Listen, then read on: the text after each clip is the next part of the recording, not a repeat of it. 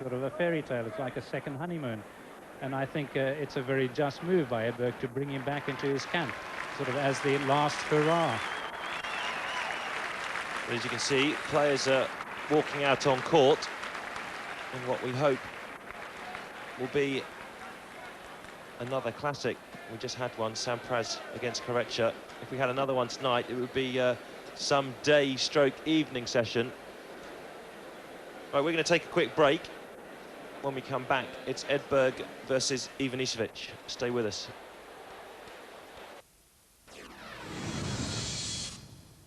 It's about giving the best coverage.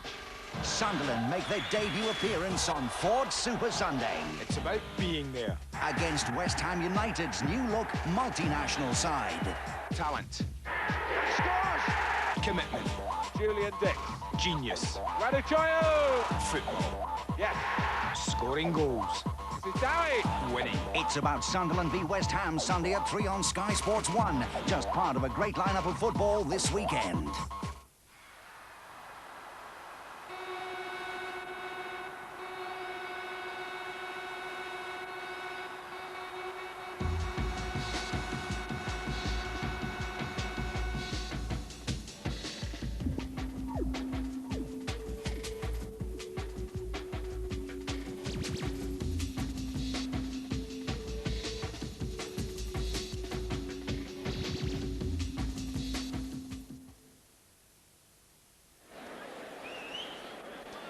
Players are just about to start their warm-up in this last quarter-final clash at the 1996 US Open. Let me just bring you up to date with the semi-final lineup so far.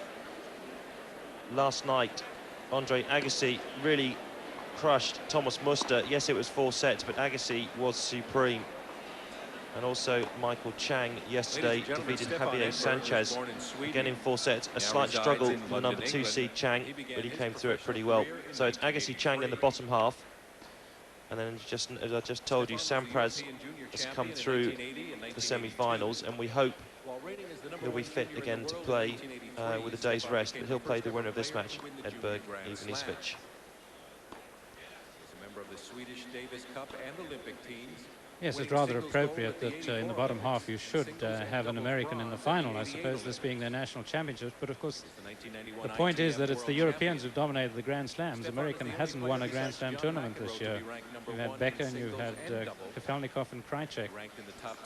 And thus, I think, is that extra determination, because these are the events, these majors, the players who won other tournaments, and all these guys have. These are the ones they want to win because they know they'll be remembered by their majors. Is one of the reasons why Goran has not really hasn't won a Grand Slam. He's been close at the final of Wimbledon a couple of times.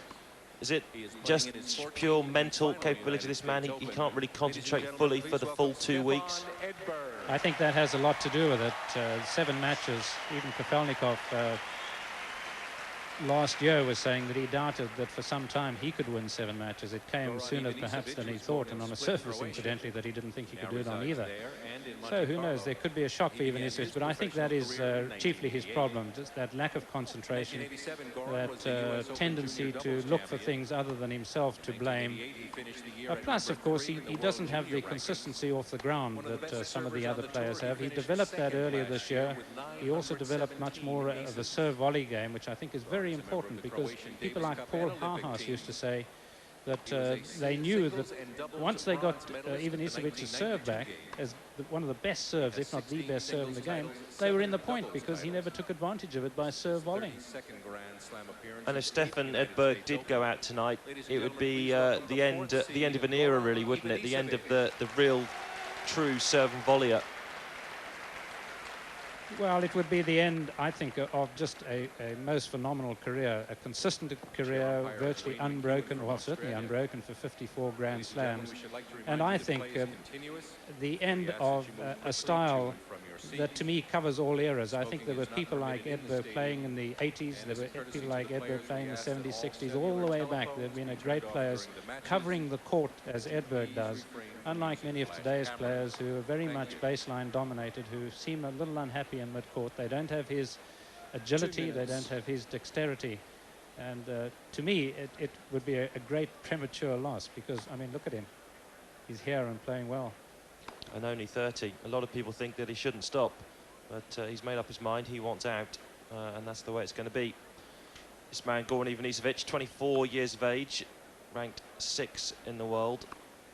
That run you see early on in the year, Dubai, Milan and Rotterdam, I picked him after that to win Wimbledon. I really thought he was starting to win a lot of matches. He was looking good and his mind was good. And then he just fell off a bit and obviously didn't achieve the one goal I think he really wants to achieve, and that's the Wimbledon crown. Yes, I think he's always figured, having reached the final there, that he can do it, and he's more likely to do it at Wimbledon than anywhere else. He feels he can play on clay, and he's in the past always felt that he can do better on clay than he can on these hard courts. But of course, getting to the final at Key Biscayne this year, an end result, of course, which was never culminated because he had to withdraw, has meant and taught him that he feels now that perhaps he can actually do better on hard courts, this type of court, a cement type court, than he can even on clay. Okay, through. If Edberg's going to win tonight, what's he going to have to do well? All about the serve and the first volley for him? I think volleying is going to be paramount because Edberg's going to be coming in a lot on Ivanisevic. And Ivanisevic, of course, is going to tee off on his passing shots. There will not, I don't think, be too many lobs from Ivanisevic, which of course would be a good thing because Edberg's not the greatest smasher in the game. And consequently, it's a matter of picking up the Ivanisevic passing shots early. And we noticed the other night against Bernd Karbacher that in the first set, Edberg was a little at sea here at night. Just looking at that head-to-head, Edberg leads Ivanisevic 9-8. Edberg has actually won the last 3 encounters, which could be quite significant tonight. 96 in Rome on the clay, and then 96 at Queen's, and then back in 1994 at the ATP finals on carpet. Edberg's only dropped 1 set in those 3 meetings. So, I don't know who to pick for. Who are you going for? Well, I think I might pick Edberg. He did win the spin of the coin, and as he's been doing, elected to receive. So then Goran Ivanisevic to open up the last of our quarter-final matches here at Flushing Meadow.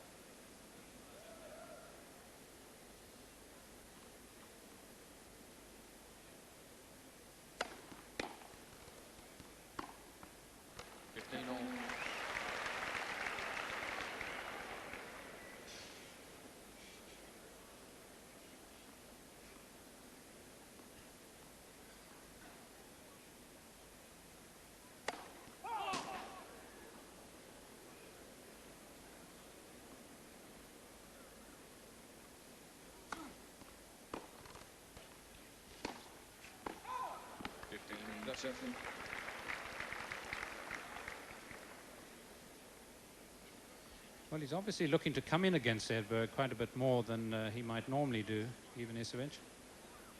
I think we're going to see quite a few of those tonight from Ivanisevic. 133 miles per hour. That's his 73rd ace in total so far at this tournament, and his first ace tonight.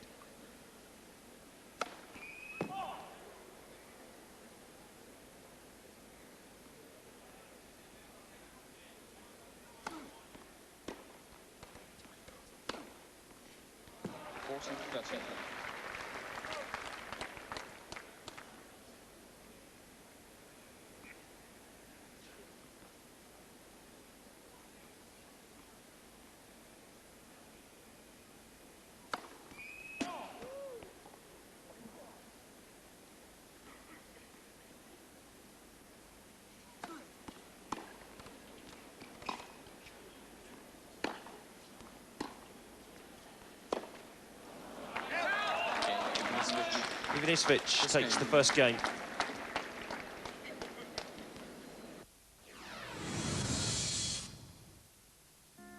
If your ham's off the bone and your tomatoes homegrown, don't cut corners with your roll. Make sure it's a Hovis cobble. Yes, it's white. Yes, it's Hovis. And yes, I know it's rude to speak with your mouth full.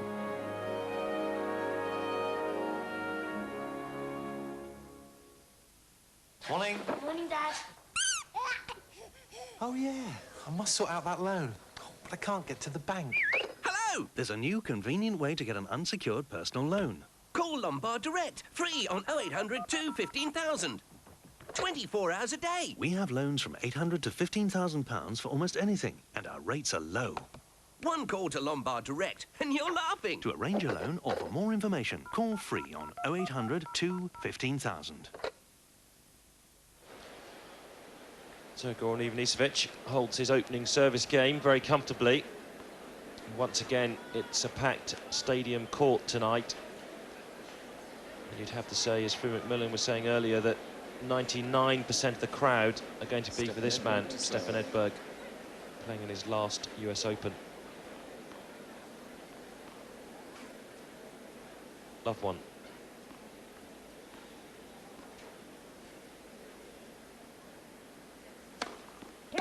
That's over.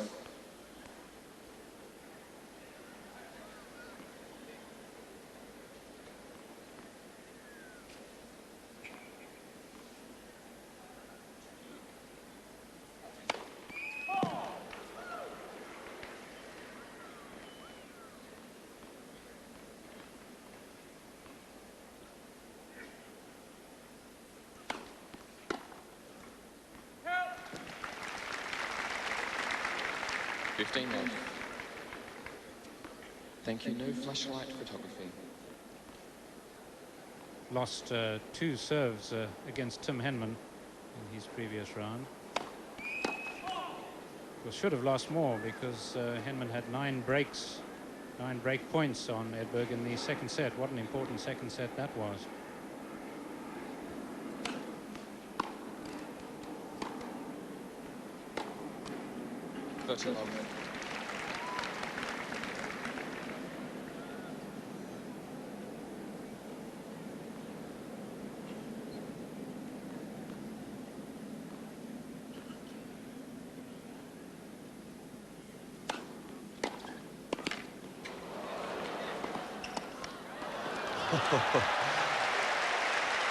Some stretch from Edberg on that first volley.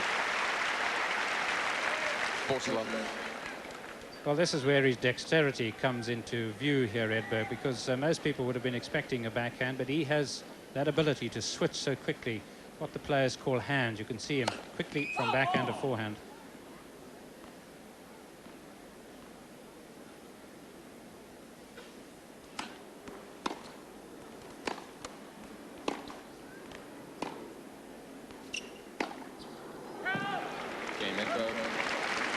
Stefan Edberg holds his opening game to love.